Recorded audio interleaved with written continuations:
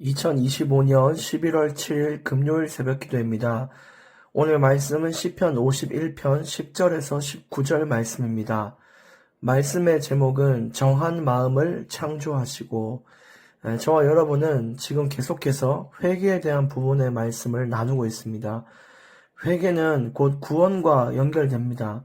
모든 인간은 하나님 없이 사는 죄인입니다.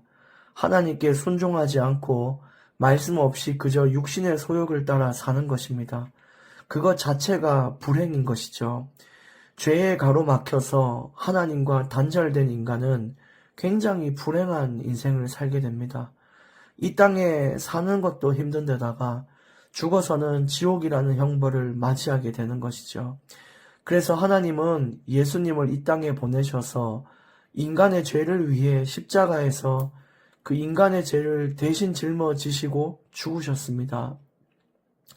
이 사실을 믿고 그 십자가의 구원, 십자가의 복음을 우리가 믿고 또 하나님께 감사하는 마음으로 순종하여 사는 자들은 구원함을 얻게 되는 것입니다. 그래서 우리는 믿음으로 구원을 받는 것이죠. 근데 믿음으로 우리가 시작을 했지만 삶 속에서 우리의 행동과 우리 삶의 열매를 보고 내가 정말 구원받았구나. 정말 내 안에 성령께서 나를 변화시켜 나가구나. 이걸 통하여 나의 구원을 확인할 수 있는 것입니다. 그러므로 믿음과 행함은 한 세트인 것입니다. 내가 예수님을 잘 믿는다고 하면서 사회에서 범죄하고 악을 행할 수가 없고, 내가 예수님 사랑한다고 해놓고 예배를 경솔히 드리고 별로 하나님 앞에 그런 말씀을 따라 사는 인생을 안 산다. 그런 것들이 다 거짓이라 이거죠. 그래서 믿음과 행함은 같이 가는 건데 우리의 삶을 잘 돌아봐야 됩니다. 우리 인간들은 틈만 나면 죄로 돌아갑니다. 어쩔 수가 없습니다.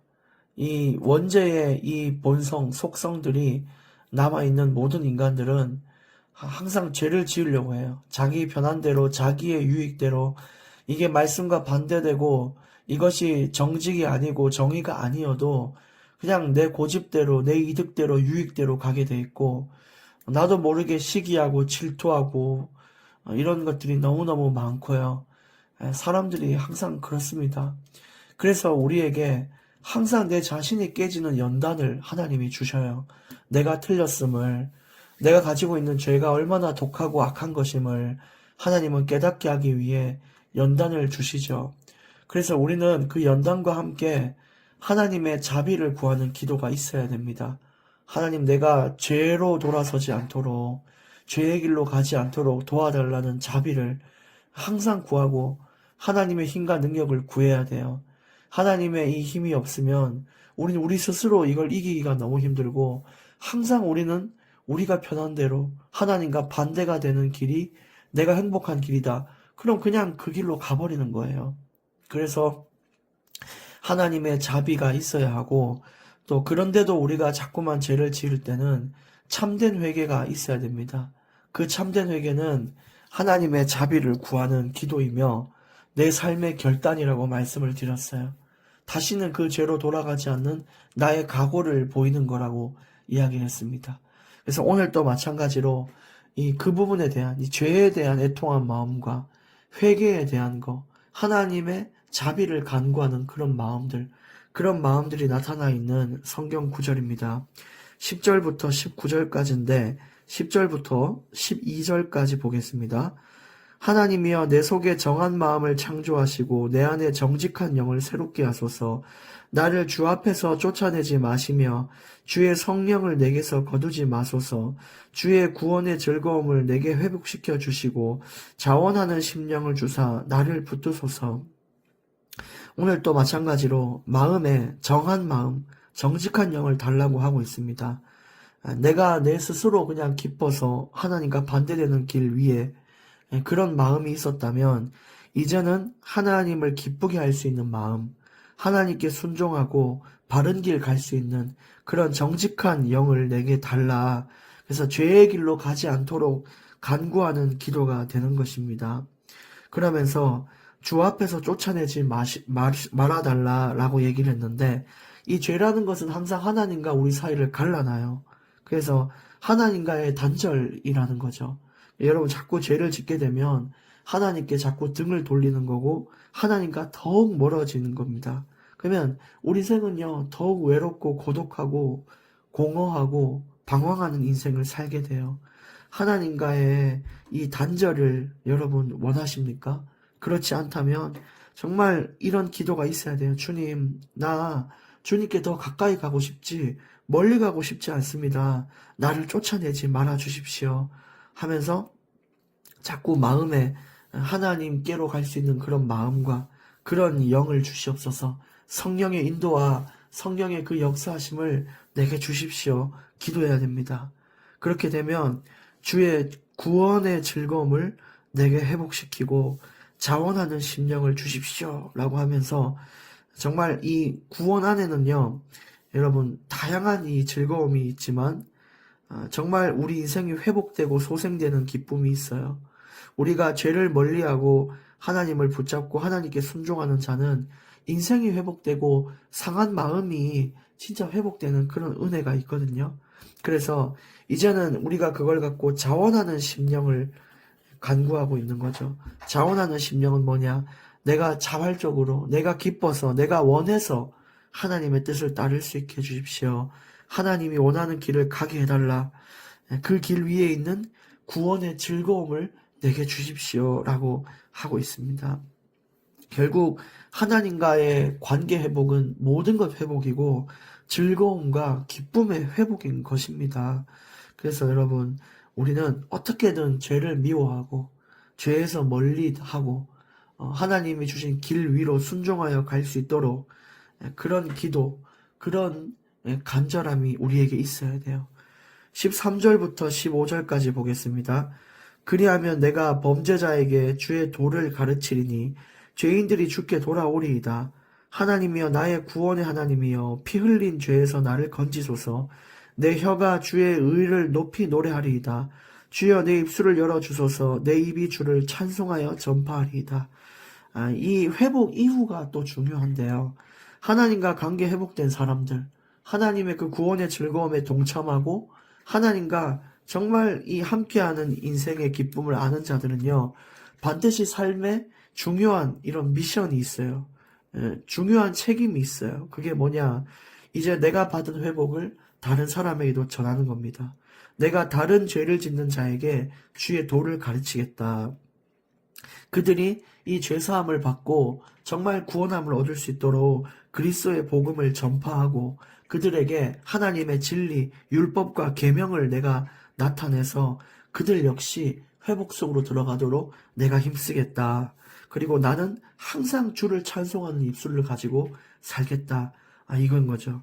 우리는 항상 그 다음을 바라보고 살아야 돼요.